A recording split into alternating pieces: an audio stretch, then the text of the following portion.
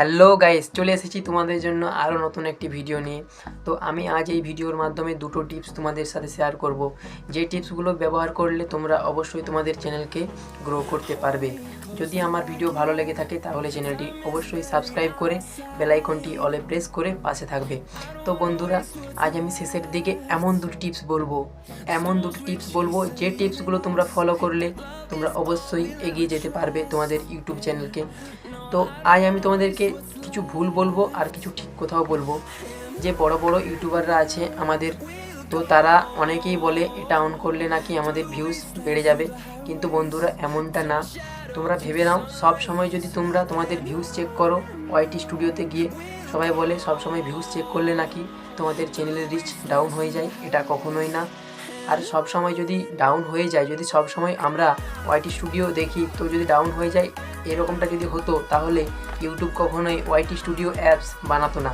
তো তোমরা হয়তো জানো যে ইউটিউবাররা বলে যে ওয়াইটি স্টুডিও অ্যাপ বারবার ওপেন করলে নাকি আমাদের ভিউজ ডাউন হয়ে যায়। এটা সম্পূর্ণ ভুল বন্ধুরা, এটা সম্পূর্ণ ভুল। তোমরা যত খুশি ওয়াইটি স্টুডিওতে গিয়ে ভিউজ চেক করতে পারো, কোনো প্রবলেম নেই, এখানে কোনো প্রবলেম নেই। আমি 100% গ্যারেন্টি দিয়ে বলতে পারি এখানে কোনো প্রবলেম নেই। কিন্তু তোমাদের একটি প্রবলেম আছে, তোমরা যদি তোমাদের নেম চেঞ্জ করো বারবার প্রোফাইলের পিক চেঞ্জ করো, তখন তোমাদের রিচ ডাউন হয়ে যাবে। তো বন্ধুরা, শেষের দিকে আমি দুটি টিপস তোমাদের সাথে শেয়ার করব যাতে তোমাদের চ্যানেল আরও গ্রো হয়। তো অবশ্যই তোমরা সেই টিপসগুলোকে ফলো করবে। আশা করছি তোমাদের এই ভিডিওটি ভালো লাগবে। তো ভালো যদি লাগে বন্ধুরা, অবশ্যই আমাকে সাপোর্ট করো। আমার সাবস্ক্রাইবার প্লাস 900-র কাছাকাছি চলে গেছে প্রায়। তো যদি আমার 1K সাবস্ক্রাইবার হয়ে যায় তাহলে আমি অবশ্যই বলছি তোমাদের কিছু চ্যানেলকে আমি প্রমোট করার চেষ্টা করব। অবশ্যই চেষ্টা করব, তোমাদের পাশে আমি সব সময় আছি আর থাকবো। তোমরা যদি চাও তো আমাকে একটু সাপোর্ট করে দেখো। আমি অন্য ইউটিউবারদের মতো কখনোই তোমাদেরকে এইভাবে ছোট করে দেখব না। তো চলো বন্ধুরা, শেষের যে দুটি টিপ আমি তোমাদেরকে সাথে শেয়ার করছি। নাম্বার 1, তোমরা ইউটিউবে যারা থাম্বনেইল ভালোভাবে বানাতে পারো না, তারা অবশ্যই আমার একটা ভিডিও দেওয়া আছে ডিসক্রিপশানসে, আমি লিঙ্ক দিয়ে দেবো, অবশ্যই ওই ভিডিওটা একবার দেখে নেবে। ভিডিওর থাম্বনেইলটা বন্ধুরা মেন, আমাদের ইউটিউবে থাম্বনেইলটা মেন। কেন জানো?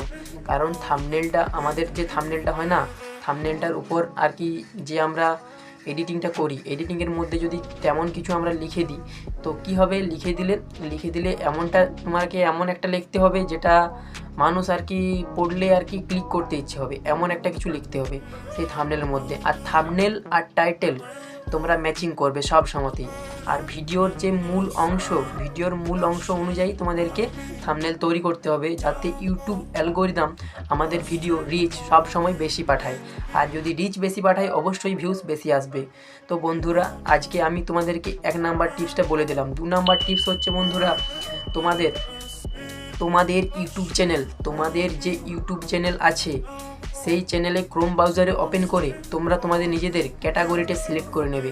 তোমাদের ক্যাটাগরি যদি বন্ধুরা ভুল হয়ে থাকে তাহলে তোমাদের চ্যানেলের যে ভিডিও, তোমরা কী ধরনের ভিডিও আপলোড করছো, ইউটিউব কার কাছে ভিডিও পাঠাবে, এসব কিছুই বুঝতে পারবে না ইউটিউব অ্যালগোরিদম।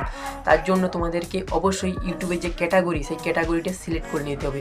তোমরা যারা ইউটিউবের ক্যাটাগরি সিলেক্ট করতে পারো না তারা অবশ্যই আমাকে কমেন্ট করে জানাবে, আমি দ্বিতীয়বারে একটি ভিডিও করে তোমাদেরকে জানিয়ে দেবো।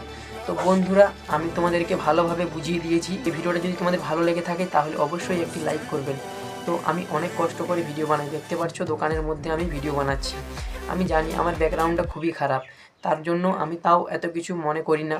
কারণ যদি ইউটিউব অ্যালগোরিদম, যদি মানুষ আমাকে পছন্দ করে, অবশ্যই আমি যদি সাপোর্ট পাই তোমাদের, অবশ্যই আমি একদিন বড় হতে পারবো, তার সাথে তোমাদেরকেও এগিয়ে নিয়ে যাব। তো বন্ধুরা চলো, আজকের এই ছিল ভিডিও। আশা করছি ভালো লেগেছে। লাইক করে পাশে থাকো আর পাশে থেকে বেল আইকনটি অন করে দাও। তো বন্ধুরা, আজকের ছিল এই ভিডিও। বাই।